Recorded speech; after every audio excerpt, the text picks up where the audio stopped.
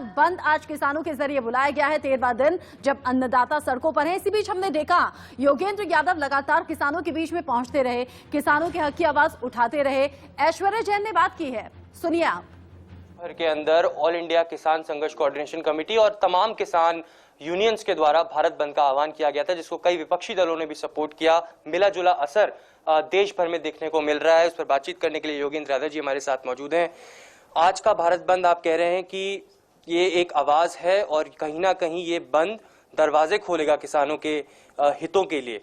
किस तरीके से इस पूरे भारत बंद को आप देख रहे हैं? ये एक ऐतिहासिक बंद है। ऐतिहासिक इसलिए कि आमतौर पे भारत बंद का कॉल 4 महीने के नोटिस पे दिया जाता है। ये सिर्फ 4 दिन के नोटिस पे हुआ था। लोगों ने कहा पागल हो आप लोग जो सोचते हो कि 4 दिन में बंद करवा दो। ऐतिहासिक इसलिए है कि जिसे सरकार सिर्फ पंजाब और हरियाणा का मामला बता रही थी, वो आज तमिलनाडु से रिपोर्ट है, महाराष्ट्र से है, कर्नाटका से है, तेलंगाना, उड़ीसा, बंगाल, सब तरफ से रिपोर्ट आ रहा है कि बंद हो रहा है। ऐतिहासिक इसलिए भी है कि सिर्फ किसान खड़े नहीं हो रहे, किसान के साथ छोटा व्यापारी भी खड़ा हो रहा है, ट्रांसपोर्ट यूनियन खड़ी हो रही है, सफाई कर्मचारी खड़ा हो रहा है, उसके साथ अर्बन मिडिल क्लास खड़ी हो रही है। क्योंकि हर हिंदुस्तानी को कहीं ना कहीं उसके दिल में किसान है। कोई बंबई का चार्टेड अकाउंटेंट भी है तो उसे भी याद आता है कि उसके दादाजी आड़त की कभी दुकान किया करते थे। वो जो किसान है वो आज जागा है। इसे मैं किसान संगठनों की शक्ति नहीं समझता, इस देश में जो किसान के लिए स्नेह है उसकी शक्ति समझता हूं, और उससे बहुत बड़ी बात हुई है। उम्मीद है कि ये बंद बहुत कुछ खोलेगा। ये बंद सरकार की आंख खोलेगा जो सोचती थी कि सिर्फ पंजाब और हरियाणा के किसान हैं। ये बंद सरकार के कान भी खोलेगा, जिसे अब तक सुन नहीं रहा है कि किसान कह रहे हैं कि तीनों कानून निरस्त करो। अब तक सरकार को सुन नहीं पा रहा है। उम्मीद है वो खोलेगा, और उम्मीद है कि इसलिए ये बंद इस गतिरोध को भी खोलेगा। लगातार केंद्र सरकार, आज भी हमने देखा नरेंद्र सिंह तोमर ट्वीट पर कह रहे हैं कि कितना फायदेमंद कानून है, किसानों के हित का कानून है। उन्होंने अपने पूरे ट्वीट में कई जानकारियां दी। खुद प्रधानमंत्री नरेंद्र मोदी काशी से बोल चुके हैं, मन की बात में बोल चुके हैं कि ये फायदा पहुंचाएगा, लेकिन कहीं ना कहीं किसान अभी भी अडिग है। क्या जो बातचीत का दौर लगातार केंद्र सरकार और किसानों के बीच चल रहा है वो कहीं ना कहीं सुलझता हुआ आपको नहीं दिख रहा है? क्योंकि लगातार बैठकों का दौर है, कल भी एक बड़ी अहम बैठक होने वाली है। मैं हैरान हूं कि तोमर जी आज भी अपने मन की बात कह रहे हैं। दरअसल प्रधानमंत्री के मन की बात कह रहे हैं। बहुत हो गया, बहुत सुन लिया उनकी मन की बात। अब किसानों के मन की बात सुनने का वक्त आया है। नरेंद्र तोमर जी तय कर लें, या तो किसान बच्चे हैं जिनको लेक्चर की जरूरत है, फिर बातचीत क्यों कर रहे हो, जाके लेक्चर दो उनको। या किसान की कोई दुख है, तकलीफ है जो सच्ची है, तो फिर उसको आप सुधारो। सिर्फ भाषण देने से अब सरकार को बाज आ जाना चाहिए। वार्ता तो चल रही है, लेकिन मुझे लगता है कि सबसे बड़ी वार्ता जिसकी जरूरत है वो है प्रधानमंत्री को कमरा बंद करके अपने साथ वार्ता करनी चाहिए कि क्या देश के करोड़ों किसानों की पीड़ा, दुख वो बड़ा है, या कि प्रधानमंत्री का अहंकार बड़ा है। बस इस वार्ता की आज जरूरत है। एक बार वो वार्ता हो जाए तो बाकी सब वार्ता तो दनादन 1-1 मिनट का काम है, वो पूरी हो जाए। केंद्र का ये भी कहना है कहीं ना कहीं कि जो विपक्षी दल है वो इस पूरे के पूरे कृषि कानून को किसानों के बीच में भ्रम फैलाकर, उनको इसकी हकीकत नहीं बताकर अपना एजेंडा बनाने की कोशिश करने में लगे हुए हैं।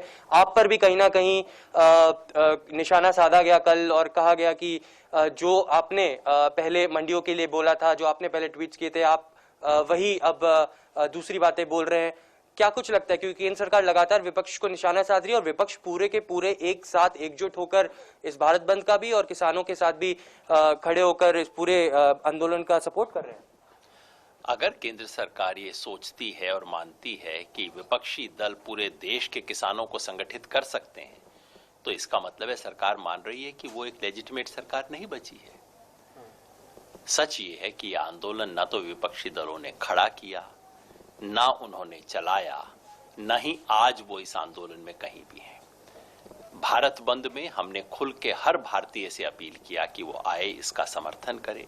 विपक्षी पार्टियों ने किया, हम उसके लिए शुक्रगुजार हैं। लेकिन हमने कहा अगर किसानों के बीच में आए तो अपना झंडा छोड़ के आइए, किसानों के पीछे खड़े हो जाइए।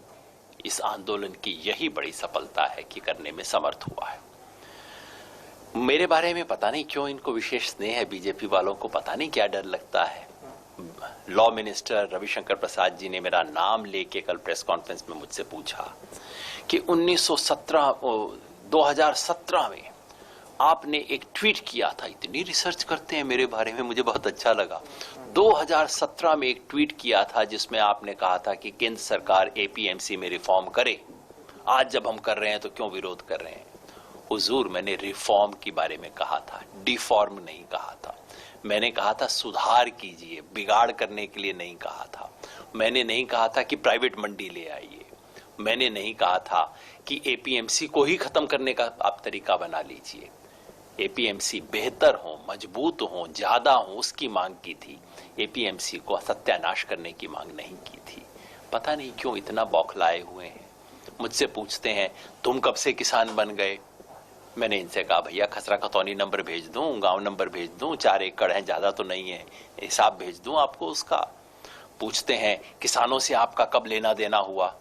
2015 से जो कुछ किया है उसका पूरा सीवी बना के भेज दूं। इतना बौखला गई है ये सरकार। अब मेरे जैसे 4 एकड़ के आदमी के खिलाफ देश का जब कृषि मंत्री, देश का कानून मंत्री खड़ा हो जाए, जब गृह मंत्री अमित शाह खुद फोन करके बोले कि प्रतिनिधिमंडल में और कोई भी आ सकता है, योगेंद्र यादव को नहीं लाना है, मैं समझ नहीं पाता इतना क्यों डरे हुए हैं। योगेंद्र जी, आखिरी सवाल, 13वां दिन है आज। दिल्ली के सभी सीमाओं पर किसान लगातार डटे हुए हैं। जब भी बैठक होती है किसान अडिग रहता है, यस या नो।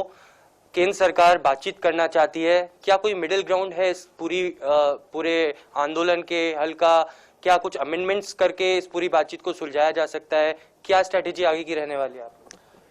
कई चीजों में मिडिल ग्राउंड होता है, होना चाहिए, ढूंढना चाहिए, लेकिन कुछ चीजें हैं जहां मिडिल ग्राउंड ढूंढना फूहड़ता, मूर्खता और अश्लीलता होगी। प्रधानमंत्री क्या कह रहे हैं कि मैं किसान के लिए एक ऐतिहासिक सौगात लेके आया हूं, गिफ्ट लेके आया हूं। जो गिफ्ट लेने वाला है वो कह रहा है कि मुझे नहीं चाहिए। प्रधानमंत्री ने एक कोशिश कर ली कि चलिए मैं पैकेज का रंग बदल देता हूं, मैं तुम्हें बताता हूं कितनी अच्छी चीजें इसमें हैं। किसान ने सुन लिया और कहा कि मुझे नहीं चाहिए। अब जोर जबरदस्ती पे आ गया कि तेरे को गिफ्ट दे के रहेंगे। अरे अरे चलो ऐसा करो, आधी ले लो, बीच का रास्ता निकाल लेते हैं। अरे ये क्या जबरदस्ती है? आप मुझे गिफ्ट दे रहे हैं, मुझे नहीं चाहिए। और मैं कह रहा हूं कि भैया अगर गिफ्ट देनी है तो मुझे एमएसपी का कानूनी अधिकार दे दो, तो मुझे वो गिफ्ट दो ना जो मुझे चाहिए, जो मुझे ना मैंने मांगी, ना मुझे अच्छी लगती, ना मेरे से राय की गई, वो मेरे सर पे गिफ्ट थोपना और फिर कहना कि कोई बीच का रास्ता निकाल लो, ये किस तरह की फूहड़ता है।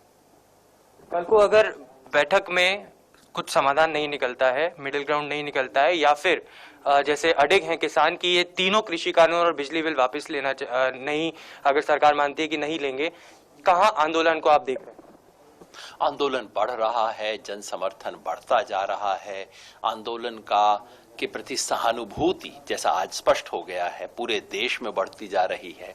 और अब जगह जगह से किसान आना भी, महाराष्ट्र से मोटरसाइकिल पे किसान आ रहे हैं। गुजरात के किसानों ने फैसला किया है कि 1000 किसान अपनी किसी तरह से गाड़ियां, छोटी गाड़ियां लेके आ रहे हैं। राजस्थान में पंचायत चुनाव आज पूरे खत्म हो गए हैं। कल से राजस्थान के किसान भी आने शुरू हो रहे हैं। एक बार फिर से किसानों के हक की बात करते हुए और कहते हुए कि ये जो नया कृषि कानून है किसानों के हित में बिल्कुल नहीं है। सरकार को समाधान निकालना चाहिए और सरकार ही समाधान निकाल सकती है इस कानून